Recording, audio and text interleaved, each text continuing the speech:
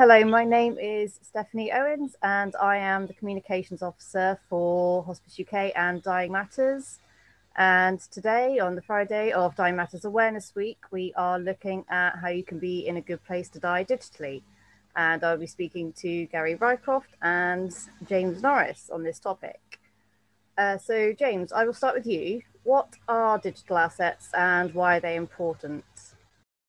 Digital assets are possessions that can be stored or saved online. So they might include photos that you've taken on your phone, perhaps some songs that you've purchased and you've got it perhaps as an MP3 file, or even something like a Bitcoin, for example. So digital assets can include a range of different items.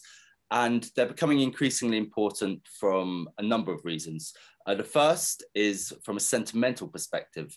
So, for example, when we used to take photos on a physical camera, the photos lived in the physical space and we could easily pass them on. But now that they live mostly in the digital space on platforms like Facebook, Twitter, or in storage, solutions like Dropbox or Google Photos, etc., it's becoming very, very important to, from a sentimental perspective, to make sure that they can be accessed. Now, from a monetary perspective, assets of a monetary perspective are quite often now lost when somebody dies because they're no longer inaccessible. So again, the value from both a sentimental and a monetary value of these assets is increasing year on year. Okay. So how would people make plans for these digital assets, and should they be included in someone's will, for example? Gary, I think you're best placed to answer that one. Well, the short answer is yes, they should be included in someone's will. Thanks to really fantastic work by people like James, but I would say spearheaded by James, because James has been on this topic for a number of years now, and also Dying Matters have highlighted this topic previously. So thanks to work that's been done by Dying Matters and James, this is moving up the agenda. And solicitors, I would say, are becoming increasingly aware of it. We now have textbooks that mention it. We now have precedents that solicitors use for when they're drawing up wills that expressly mention digital assets. So that's really good because there is an increasing awareness on the part of solicitors and their clients that these are assets that should be thought about when people are making wills and mentioned in wills.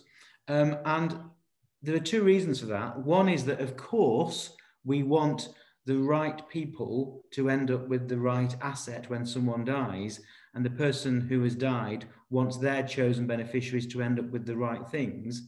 And that can be digital assets of financial value. James has mentioned Bitcoin. We've got financial assets that are held online. But of course, sentimental assets are just as important on death as well. And for some people, even more important than the financial assets. Photographs are very often the most important thing that people want to have to remember their loved ones by. So it's important that it's thought about at the will making stage in order to make sure the right people get the right thing. But also it's important so the person making the will has an awareness so that they can leave a trail behind, because the people who have to sort out someone's estate when they've died are the executors named in the will, or the administrators if there isn't a will. And those people often delegate that role to people like me who are solicitors dealing with what we call probate. Now, it's a really difficult task to find digital assets unless we know where to look for them in the first place. And very often the only person that would know where to look for them is the person who's died. So by definition, that's something that needs to be thought of in advance. So if people are thinking about digital assets now, I'd like them to think about, well, who is to have those assets? And let's put that in the will. But also I need to leave behind instructions about where those assets can be found, because otherwise it's going to be like looking for the proverbial needle in a haystack. Okay, so what is a digital will and should somebody have one? a digital will is similar to a last will and testament in the sense that it outlines what you want to happen to certain assets, but unlike a last will and testament, quite often it's not a legally binding document. Instead, it's a preference of wishes as to what you want to happen to all of the different accounts that you've got. So it might include, again, your social media accounts, your shopping accounts, etc. Now, there are crossover items that you might want to include in each. So, for example, things of especially things of a financial value. So an example, going back to, because it seems to be the year of the cryptocurrency this year, but let's say for example, I had some Dogecoin, and I used a tool, so it's the most commonly held wallet in the UK, Coinbase. I used Coinbase. Now, Coinbase, within their terms of service, ask you to state what you want to happen to your cryptocurrency in your last will and testament, but then they also want a separate signed document as well, saying exactly the same thing. So it's a separate documentation. So you would have it in this example for your Dogecoin in both, but ultimately your digital will is a document that outlines exactly what you want to happen to all of your accounts. And it's important because it can, just like Gary was mentioning, when after somebody dies, things can be very, very confusing. It can be very hard to track down accounts and the assets that are held within them. And by simply having a log stating what your wishes are for the accounts, and if you've made any plans for each, you can make that process a lot easier on your loved ones. So it's an altruistic thing to do for your friends, your family, just by creating a simple digital will. And there's you could use a tool like My Wishes, or even just a piece of paper or an Excel document. Just document what you want within your digital will and share it with a loved one, and if you can, discuss it as well. Okay, thank you. If somebody heard or saw the term digital legacy and wanted to know what it meant, how would you define that, and why is it important for someone to know? So I would say digital legacy is a gift of your digital assets, whatever they may be. Now, James has already touched on this, that there are different types of digital asset. There are digital assets of sentimental value, like photographs and music. There's digital assets of financial value. We've already mentioned financial assets that are held purely online, cryptocurrencies.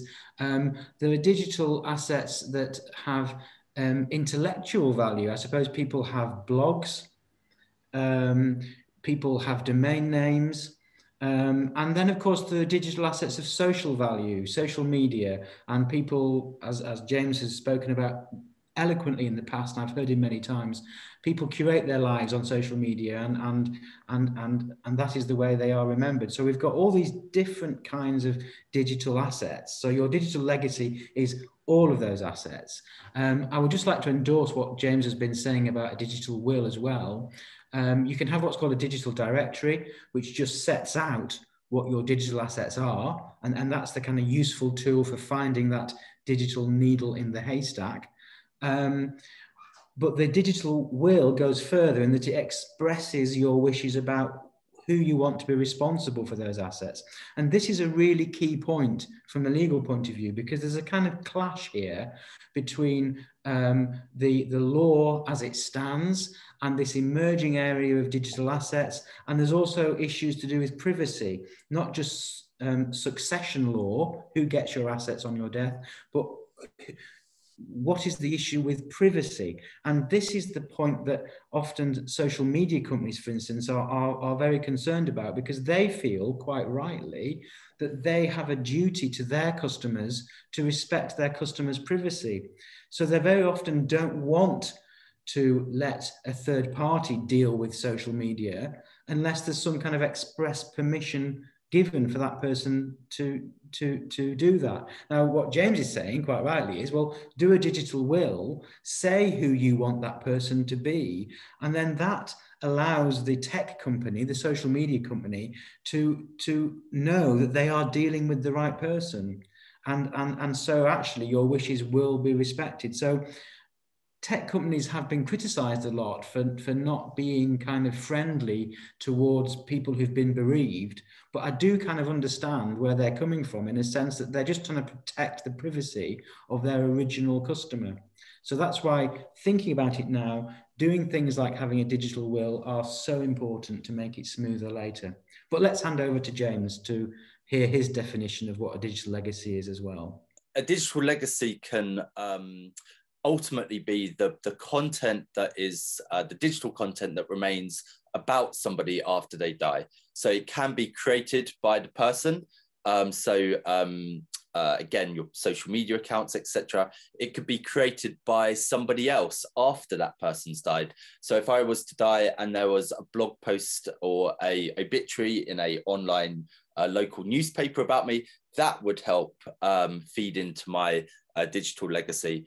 And then you've got kind of co-curated content as well, perhaps such as on Facebook, where other people were interacting with you throughout your life, and that kind of feeds into your digital legacy. So your digital footprint, so that information that we create helps to feed into our digital legacy, but ultimately it takes a much wider approach, and our digital legacy is ultimately what remains about us online after we've died. I would just add that what we've been talking about so far allows you, while you're alive, to have control over that digital legacy. And that's the point, really, isn't it? That, yes, James is absolutely right. Your digital legacy is your digital footprint of what remains. But I suppose what we're trying to say is you are able to exercise control and choice over what that legacy is. So why don't you do it?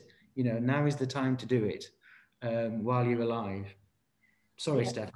very good point. I was just going to... With Zoom, isn't it, to understand who's going to talk next? So I apologise. So yeah, I was just going to ask, Gary, you're a solicitor and you've given a lot of great advice there. And so somebody going to any solicitor and mentioning this, would that solicitor know what to do with digital assets? Are there specialists? Is it a widely known thing to do at the moment? If you'd asked me that question 10 years ago, I'd have said it's very, very niche. But again, without saying the same thing again, you know, great work by Dying Matters, great work by James and the Digital Legacy Association has got the word out there. So I'm not going to say that every single solicitor in England and Wales dealing with wills has an awareness of digital assets. But I'd like to think that a lot more of them do than used to do. And as I was saying, we do now find in the legal textbooks and the precedents that digital assets are now expressly mentioned. There are chapters in books about digital assets, which there weren't 10 years ago. So it is changing, but by all means, as a customer of a solicitor, as a client of a solicitor, you know, speak up and ask about it. And if you think the solicitor's eyes are glazing over, which you can tell over Zoom, as well as face-to-face, then maybe you need to go and find a solicitor who perhaps does understand it better. But I'd say there's quite a lot of them out there nowadays. That's good. That's really good information, I think. And touching on the point of so many people having their lives online now, I think this includes online banking. And during my time at Dying Matters, I think the question of what to do with financial and monetary assets after a person's died, like the person left behind, how do they deal with that with online banking? Yeah, well, I think actually this comes back to one of the most fundamental questions that Dying Matters try to get people to address, which is what's going to happen when I die? And I don't mean that in a philosophical sense, I mean it in a practical sense. What's going to happen when I die? How am I leaving things for my loved ones? Am I leaving things for them in a way that demonstrates that I've thought about things and I've cared for them and I've planned as much as I can to make it as smooth and easy as possible? And this is a point James was making earlier. You want to make things as smooth as possible for your loved ones. So digital assets is one aspect of that. Dying Matters have covered other aspects of it over the years, like thinking about life insurance, thinking about funeral planning, thinking about making a will. You know, they're all parts of it. But the reality is, as you say, Steph, we all have a digital footprint of some kind nowadays. It cannot be avoided. Businesses are set up to make us engage with them in a digital manner. So it really is incumbent on us all to think about that and to just make it smooth. You know, what we want when we die is to be remembered fondly, not remembered as the person that left a right old mess to unscramble. And sorting out your digital assets is just one aspect of it nowadays. It is, you know, it's just one of those things that we've got to add to the list and get sorted out. And the good news is once you have thought about it, then that's really more than half the battle done, isn't it? You know, you've thought about it, you've made your digital directory, you've made your digital will, you've included your digital assets in your legal will. Great, job done. Yeah, it's something that Dying Matters has touched upon, certainly in my time here. So it's been over the past 5 years, I've seen a lot of change, and we've really shifted to saying, make sure you write down passwords, or at least tell people where to find them, tell people where they are, and obviously not share them widely while you're alive or anything like that. But that's part of the preparation, isn't it? It's making sure people know the passwords, or at least where to find them, as part of that death preparation.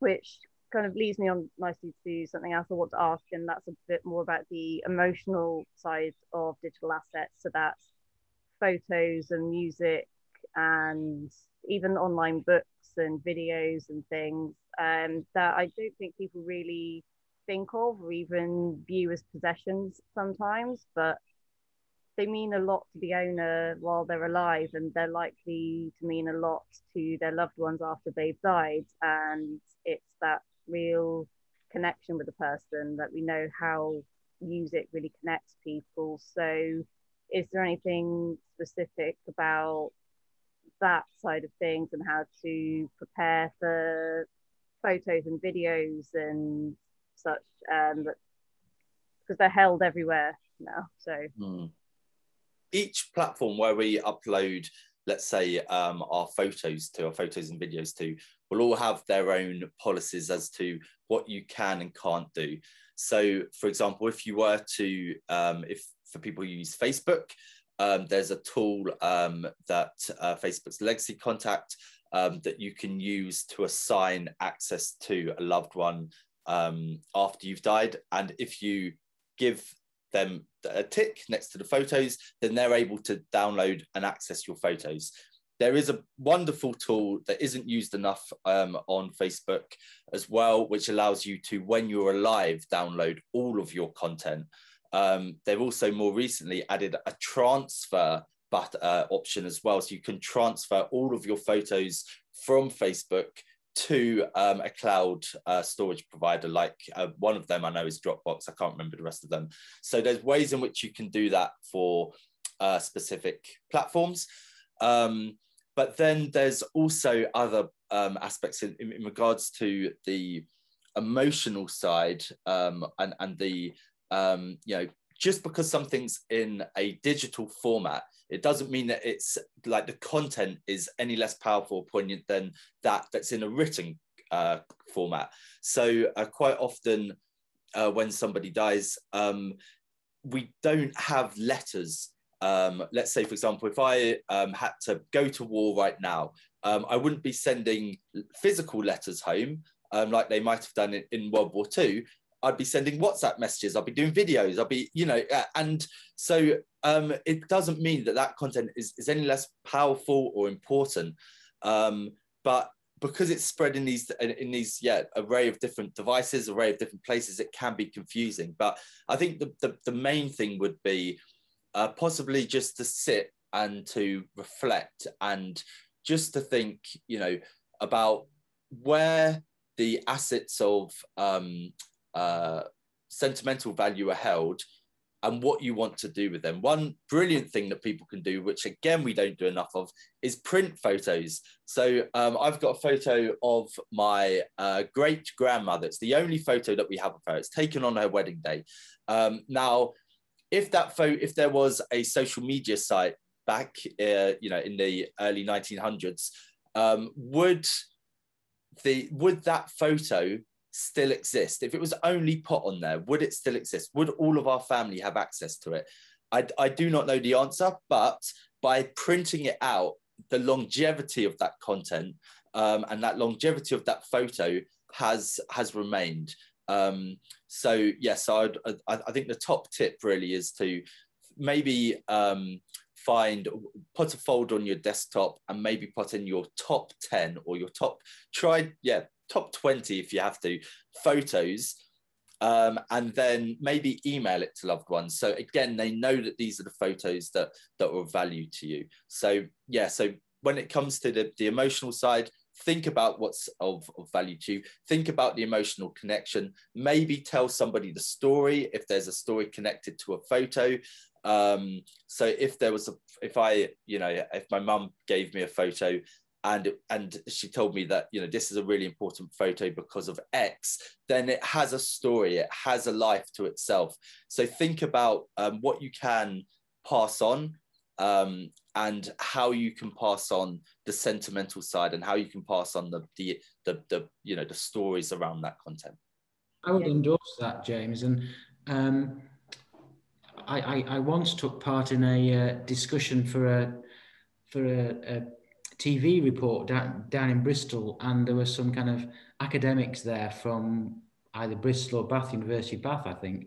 And the point that they made about digital content was that because the digital world is changing so quickly, that the actual platforms we use now might not be usable in 5-10 years' time. So they were all saying, download the content, print it off, just like you're saying, James, because actually transferring digital content to the physical world is the way of saving it, in a sense, isn't it? So I completely endorse that. What I would also add to what James has said, it's kind of the same thing, but looking at it from my lawyer's perspective, is think about who owns the content and what your rights are in respect to the content. So where I'm getting to there is with regard to, for instance, music, you know, you don't own the record or CD, the vinyl or CD that you own in the real world. If you've downloaded content, you've actually just got the right to listen to it. You're kind of renting that music rather than owning it, if I can put it like that.